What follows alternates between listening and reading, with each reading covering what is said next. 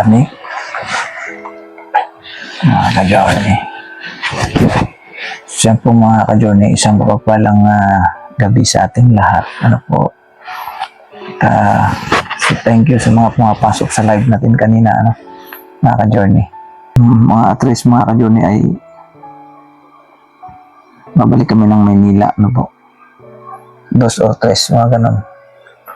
Kasi mayroon tayong i-deliver doon sa Cavite, ano po. Kailangan natin madala yung sa Cavite yung order na peanut butter at saka yung pouch. At saka sa Hong Kong, mag-meet kami doon sa Magdala, no? Papuntang Hong Kong. Doon sa Caloocan, part of Caloocan yun. Hindi, Quezon City na yata yun. Part of Quezon City na. Doon kami mag-meet.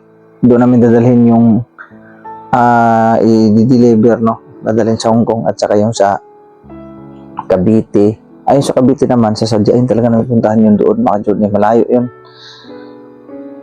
Siguro buong maghapon kami doon. Medyo malayo kasi yun eh. At pagkatapos ng Cavite, maaaring kinabukasan na, mga ka-journey, sa ano naman kami, sa Bulacan naman. Opo. So maaaring A4, nandun kami, A4, mga ka-journey. And then 4,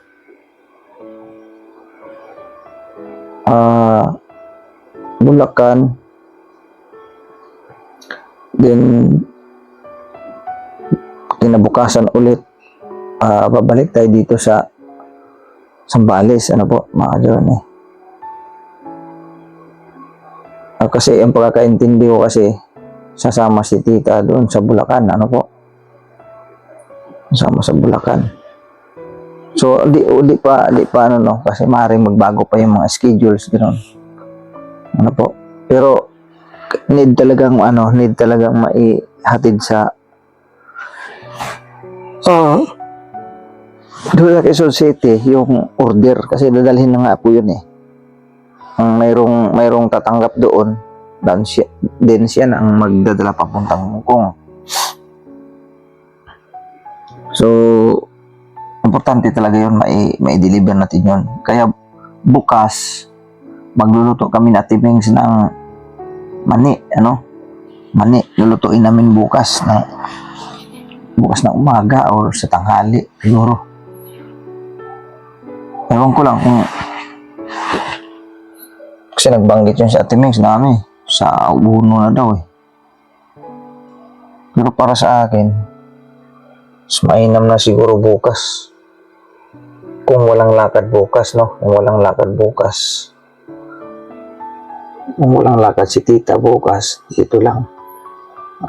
Kung wala kaming pasyal ba, kasi siyempre sinamantala nga yung pagkakataon na andito tayo sa Zambales na makapamasyal, ikot-ikot sa mga lugar-lugar, ano po, mga ka-journey. Pero kung wala naman, bahala na si Ate Mings bukas kung anong desisyon niya. Kapag sinabi niya bukas, tatrabaho rin naman hindi gagawin na namin bukas. Pero kung hindi naman, maaaring sa uno pa, kasi bukas 30 pa lang ata bukas eh, naka-journey. Pasyal kami bukas sa Baybay. Ilang araw ko na binanggit nyo na pupunta, di ako makapunta-punta eh. Paano? Kanina umaga sana yun, tinanghali naman ang gising. Ngayon, kanina sana pupunta doon, sana kami mag-live, na isip namin hindi pala makaabot ang internet doon, postpone naman, kaya dito na lang kami nag-live kanina. So sana bukas makapunta kami sa isabi ni Ate Mings na mag-ano daw kami doon, mag-jogging doon sa Baybay ba, sa tabing dagat. Mag-jogging daw kami doon. Sabi ko sige, sabi ko sa kanya, kasi matagal-tagal na rin kami hindi nakapag exercise. Ayan. So maraming salamat po mga ka-journey. Napakaraming tag nito kumontak sa atin po mga ka-journey. Thank you kasi nakakapasok na sila, no? Nakakapasok na sila, nakaka-access na sila doon sa ating bagong messenger, yung Pau Pau Pia, may mga nakakapasok na doon. So salamat po sa inyo pong concern na nangumusta sila na kumusta na ba yung gagawing kubo-kubo, ano ba yan, hindi ba yung drawing, baka kasi sabi nila baka drawing lang daw, legit ba yan? Marami nagtatanong kasi gano'n legit po mga ka-journey, legit po yun, wala nang atrasan yun tuloy-tuloy na po yan. So si Kuya Mando, kung simulan niya agad yun doon, kung wala na siyang ginagawa, malamang masisimulan na talaga yun. Kung wala, siyempre nagdepende na lang yun sa gawa ni Kuya Mando doon, kasi siyempre gumagawa din kasi sila sa bahay nila ngayon. So itong darating na Abril 3 or 4, no? 4. Sana makapunta kami doon para makita natin yung paano system ng pagposisyon ng bahay, yung kubo, paano posisyon ng pagkakatayo. Tapos mag-usap na rin kami ni Kuya Mando kung ilan yung gagawa, kasi siyempre hindi po pwede po yun hindi natin bayaran yung kanilang araw, nakakahiya naman po kung hindi natin mabayaran yung kanilang araw. So kailangan natin yun mga ka-journey. Tapos alamin ko na rin kung magkaano para magkaroon kami ng yung tamang yung tawag nito, competition sa bawat araw, kung magkano ang ipapasweldo doon sa tao sa kada araw, para malalaman din po namin mga ka-journey, kasi para magkaroon tayo, ba natin, mababalansi natin ang mga kailanganin. Siyempre, di naman pwedeng basta bili ka na lang ng bili ng materialis, tapos yung pasweldo sa tao ang nahuhuli. Hindi po pwede yun. Kailangan, babalansihin lang natin. Optika, huwag muna tayong bumili ngayon ng materialis na ganito kasi pagtira muna tayo kasi may itong pasasakuran, siyempre. Ganon. So, alam kong kabisado ni Kuya Mando yung mga ganong senaryo, yung mga ganong pasikot-sikot sa ganyan. So, malalaman ko na lang yan sa kanya, yung pagka-dating namin doon ulit, no? Mga ka-journey.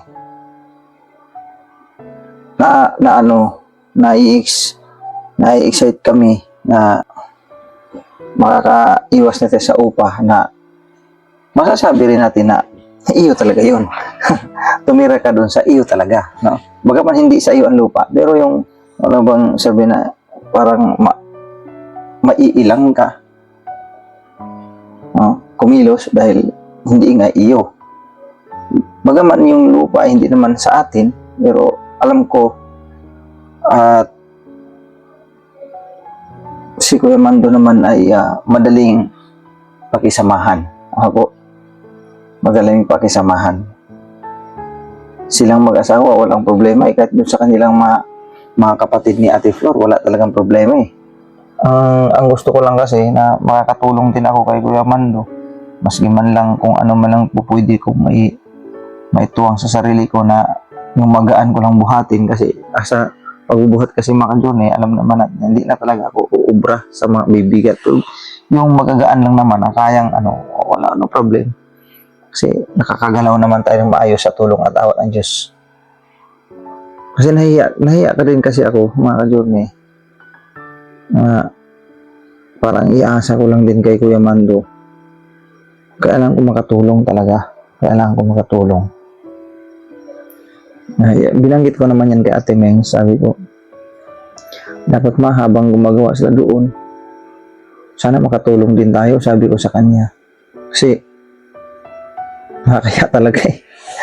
Isipin mo, pupunta ka na doon, yung tapos na, parang wala ka man lang, wala ka man lang niho-niha kung ano na nangyayari, di ba? Hirap naman nun, hindi ko kaya yun mga ka-journey. Hindi ko kaya yun, kaya kung hanggat maaari nga, araw-araw andun ako. Siyempre, kung ano man din yung suggestion, mga suggestion, magkaroon pa ng usapan.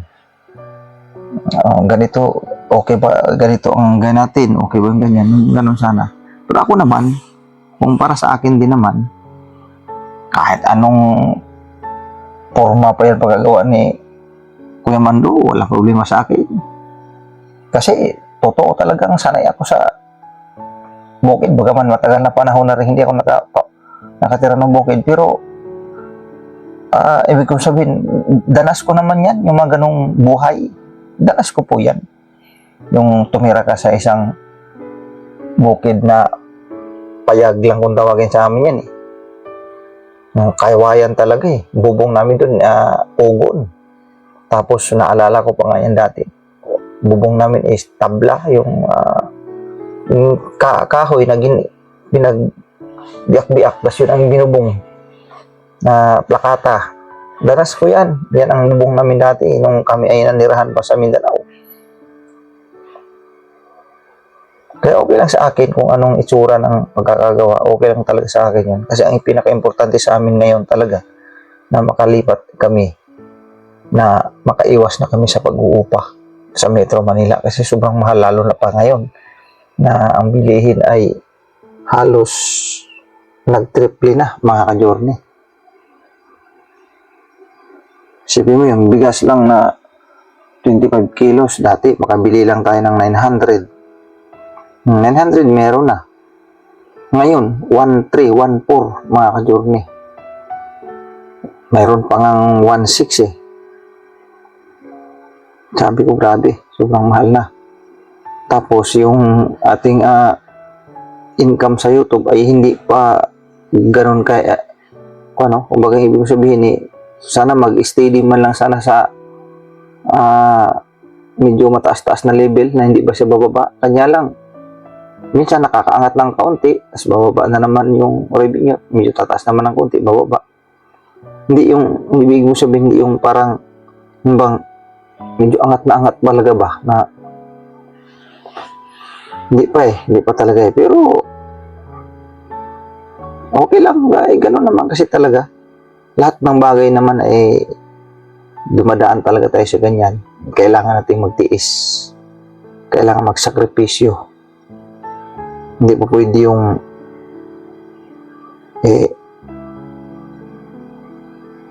halimbawa katulad ng aking trabaho dati na sa pagdadrive, hindi po pwede sabihin na ayaw ko na doon. Kasi ang totoo ka doon kung ako lang masusunod kung ako lang kung okay lang nga lang sana talaga, kung matanggap lang ako sa trabaho na kung ano yung trabaho ko dati, kung po pwede lang tatrabaho ulit ako. Kanya lang, hindi na talaga pa pwede ano na tayo, sa ano pa lang, sa mga requirements pa lang, bagsak na ako. Hindi na ako obra doon. Pero kung pwede lang mga ka-journey, papasok ako, magbabalik drive ako sa 10-wheeler. Kasi di hamak talaga, maganda talagang kitaan ko doon. Lamang kasi ako doon mga journey sa 10-wheeler ako dati. Hindi kasi ako minimum lang di ba? Bawa, minimum ka ng dati kasi minimum is 500 plus, no? 560 ganun. Sa loob ng kumpanya lang yun, sa loob ng pabrika. Yun ang rate doon. Pero kami, tulad sa akin driver, sa labas kami bumabiyahe araw-araw, above minimum ako.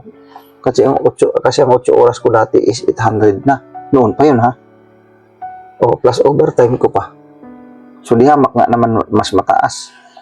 Kaya kung pwede lang ako makapasok ngayon, ang ganun sa dati kong trabaho na sa pagmamaneho ng truck kung po pwede lang. Magmamaneho talaga ako, mga ka-journey. Kasi maganda talaga ang kita ko doon, sa totoo lang. Pero wala na akong choice, hindi na talaga obra. So, dito na lang ako mag-focus talaga. Kasi ito na lang yung trabahong pinakamagaan sa akin na nababagay din sa sitwasyon ko. Ito na lang talaga, wala nang iba. Kasi nga, sa pagbubuhat, di na ako obra. Pero okay lang naman. Salamat pa rin ako sa Panginoong Diyos dahil unang-una, binigyan pa ako ng buhay, no? Para sa pamilya ko. Tapos pangalawa, nagpasalamat din ako dahil sa sitwasyon namin ito na may sakit na ako, din na ako makapasok sa kumpanya.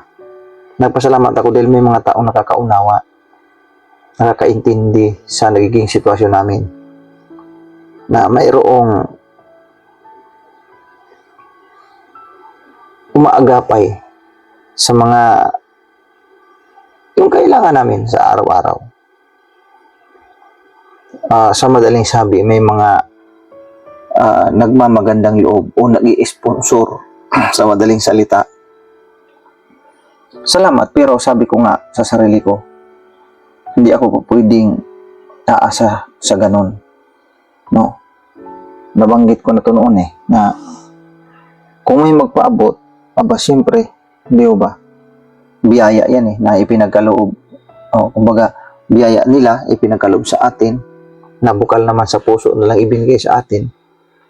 Bakit naman hindi? Hindi ba? Sabi ko nga napaka-epokrito ko naman kung sasabihin ko, hindi na, okay lang, hindi na pinakailangan yan. Hindi ba? Naroon ng katotohanan na nakakatulong sa amin ng malaki yun kapag may nagpaabot sa amin ng ganun. So, salamat sa mga nakakaunawa, nakakaintindi. No? Kasi mayroong iba hindi ganun ang naging isipan. Napag-isipan ka pa ng hindi mabuti. Nako. Yung iba, maraming mga nagbabanggit niya yung mga vlog namin kung minsan, di ba, may mga vlog kami na ito may ganito ko tayo nasira na palang ganito ang sa kanilang pakiwari nagpaparinig ka. Mali. Hindi naman kami ganun. Kaya lang sila, ganun ang kanilang isipan. Sabi ko,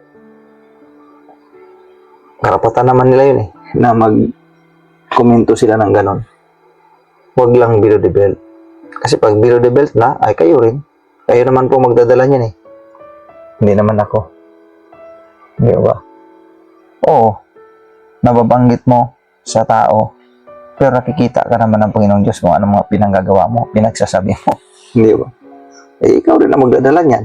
Ikaw rin ang aani yan. Nasa iyo yan. Pero mayroon kasi talaga hindi masisiro. Mga Diyos, mayroon talaga nagkokomento na masyadong masakit. No? Masakit. Siyempre tao ka na nakakaramdam ka ng yung bang nasasaktan. No? Tao ka normal yan, may puso ka nasasaktan ka. Pero sabi ko nga kay ate, biyaan mo na ako yung mga ganong yung mga negatibong mababasa mo yan. Kasi kapag yan lang laging pinapansin mo, hindi tayo makapag-focus kapag ganyan. Kung ang nangyari tuloy, doon ka nagpo-focus sa mga negatibo. Dito tayo mag-focus sa positibo.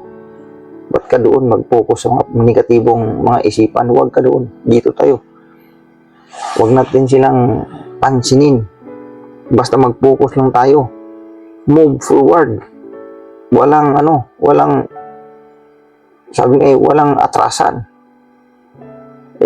Huwag mong lingunin yung mga nasa paligid mong negatibo. Kasi sagabal yan sa plano. Sagabal yan sa ating mga plano sa buhay. Kasi mga negative comment yan Huwag ka dyan. Kasi pag dyan tayo mag-focus, magpapalitan lang tayo ng mga salita dyan, ay wala kang aanihin dyan, puro sama lang ng loob ang abutin mo dyan. Hindi na, sabi ko sa kanya. Buti ito nakinig. Ba't ka doon magpupokus sa mga negatibo? Anong makukuha natin dyan? Hindi ba? Kaya, yun ang akin. Kaya yun, kung ano man yung aming patutunguhan dyan sa aming pagtira dyan sa Bulacan, no? Siyempre, isa lang ang aking panalangin sa Panginoon Diyos na sana magtagumpay kami. Magtagumpay kami. Sabi ko nga kay Ate Mings, bata pa tayo, sabi ko. Yung iba nga dyan sobrang tanda na, nangangarap pa Hindi nga ako tumitigil sa pangarap Tayo pa kaya, sabi ko. Kahit ganito sitwasyon ko, hindi ako nagsasawang mangarap, sabi ko sa kanya. Mangarap lang tayo na mangarap. Libre naman ang mangarap Wala namang bayad sabi ko sa kanya, Ate Meng. Mangarap lang tayo na mangarap. Kung ano lang yung maabot natin, basta yun, kung ano lang ipagkaloob ng Ama. Doon lang tayo. Huwag tayong hihigit sa hindi kalooban ng Diyos. Kung ano yung kalooban ng Diyos kung yun lang talaga ang at least ang mahalaga sa panig ko na ito, buhay pa ako. Ito, pinagpapasalamat ko ng marami sa Panginoong Diyos ito na hanggang ngayon buhay pa ako. Ayan. So yun mga journey, na off yung camera. Ano po? Pasensya na, medyo tila nubila na naman itong vlog ko. Nabuhi mo kita, yun. Ganito, mga journey. Kanina, sila Ate Mings ay pumunta sa, sa bayan, ano po, sa Subic. Walter Mart yun Subic yun, mama. Mga ka-journey na si Ate Mings nagising ay magpakita sa camera kay buhaghag yung buhok, sakit ang ulo niya. Kaya hinilot ko yan ano daw, hindi niya inaasahan na sa layo-layo ba naman itong lugar na ito, mga ka-journey. Nagkita pa talaga silang dalawa. Matagal na panahon na hindi nagkita. Ngayon, bigla tuloy sila nagkita. No choice. Nakita kasi inasal. Dati siyang mayaman, ngayon napunta na siya sa... nagtrabaho na siya. Dati siyang mayaman, ano? Kasi ngayon nagtrabaho. Wala problema ng dating mayaman, tapos ngayon nagtrabaho. Oo, kasi mayaman. Tapos ngayon, nagtrabaho doon sa mga inasal. Nagulat. Pati ako nagulat, mga ka-journey. Kakambal pala siya. Dalawa sila nakita ko doon Dalawa sila. Magkamukha talaga sila. Kakambal niya nga Kakambal nga natural. Magkamukha talaga yun. Tapos ano nangyari? Wala. Tapos, tuwang-tuwa si Kia kasi sabi niya, ba't nandito siya? Tapos, journey, ayaw niya mapakita sa camera, pero narinig niya naman yung boses niya Pakita ko na kahit ganito itsura. andyan si Pau Pau, tulog Okay lang yan. Takpan ko na lang si Pau. Tapos, ano nangyari? Tapos mga ka-journey, natawa ako sa buhay ko kasi ang tagal ko siyang hindi nakita. Tapos nung magkikita kami, dalawa pa sila. Yung pala kakambal niya. Kakambal niya. Pinakilala ko nga din siya kay Tita Charmaine. Kasi kasama namin si Tita Charmaine dahil nga nagbili nga kami ng mga toys ni Kia. Ni Pau Pau at saka ni Kia, mga damit ni Kia, binila ni Tita kanina. Kasama sila JJ, yung anak ko ni Tita at saka yung manugang niya na si Michelle. Shoutout sa inyo dyan. Yung driver namin kanina. Di ba naiwan ka nga? Dito lang ako noon Tapos kasama namin si JB tsaka si Kia. Si Pau Pau lang iniwan sa'yo, diba? So, pagkatapos namin nag-ikot, kumain na kami sa inasal. sakto naman siya yung nag-serve sa amin. Sabi ko, ala talagang nakakagigi ka. Ba't ngayon lang tayo nagkita sa haba ng panahon? May kanta po yun eh. Ano ba yun? Sa haba ng panahon, kailanman di lilisan na ikaw sa kapiling ko habang may buhay. Peace tayo. Habang may buhay. Peace tayo. Sobrang naano ko sabi ko, picture naman tayo, alam mo bang miss na miss kita, promise.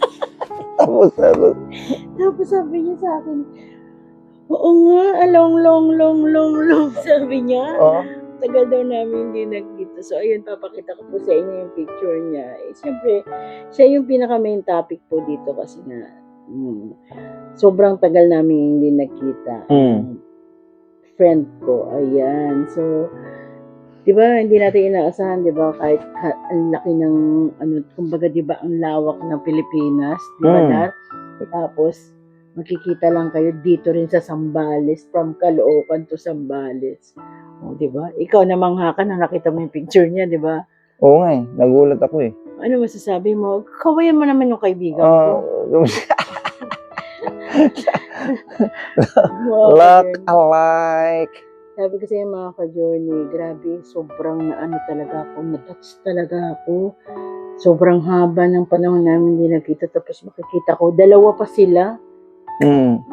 Dalawa sila talaga? Oo, dalawa sila. Kambal sila. Yes. Yung isa medyo bata pa, tapos Yung isa, sila talaga, magkasama talaga.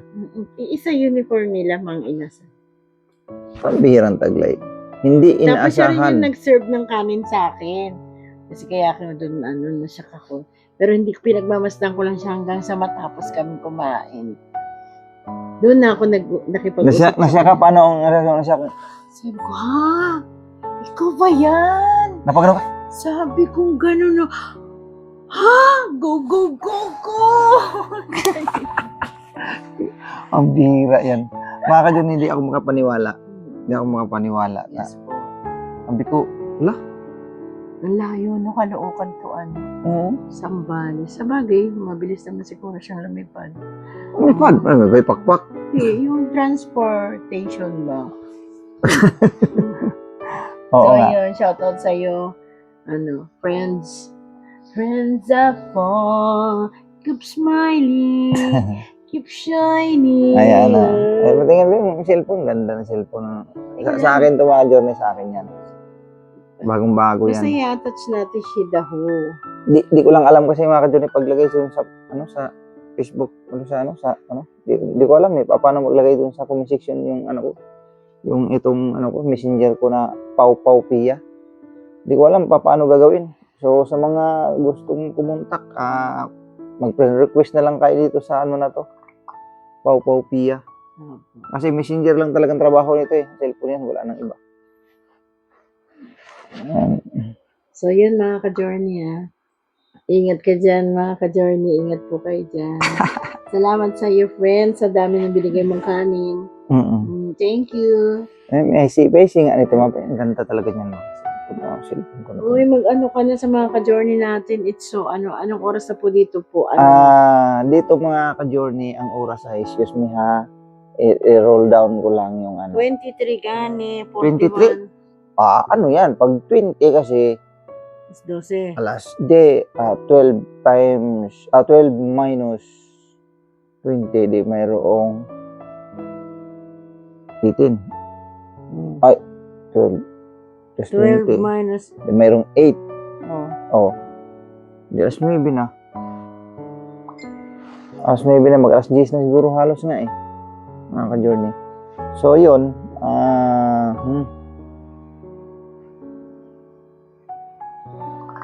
So, wala na tayong, meron ka ba bang sasabihin sa mga Wala na viewers ako natin? sasabihin. Akala ko dun sa aking friends Di, shoutout mo naman yung friends mo. Shoutout sa'yo. Shoutout sa'yo. Hello. Yan mga ka-journey. Ang ganda talaga sa cellphone ko na to. Hindi ako maka-move on sa cellphone ko na to. Ang ganda talaga. Super. I love it. Yan, sige na. Para sa atin talaga yan. Alright. God bless po sa ating lahat, mga ka-journey. Salamat Maraming po sa salamat. nanonood ng live. Maraming salamat sa araw-araw na inyong pagtangkilik sa aming pong mga YouTube channel, no? Sa aming mga videos, sa live namin, at ang iyong Kuya Noy na matila nobila kung magkwento. Ayan. Go, go, go, Go, go, go! Bye-bye. Bye-bye. See you next vlog po.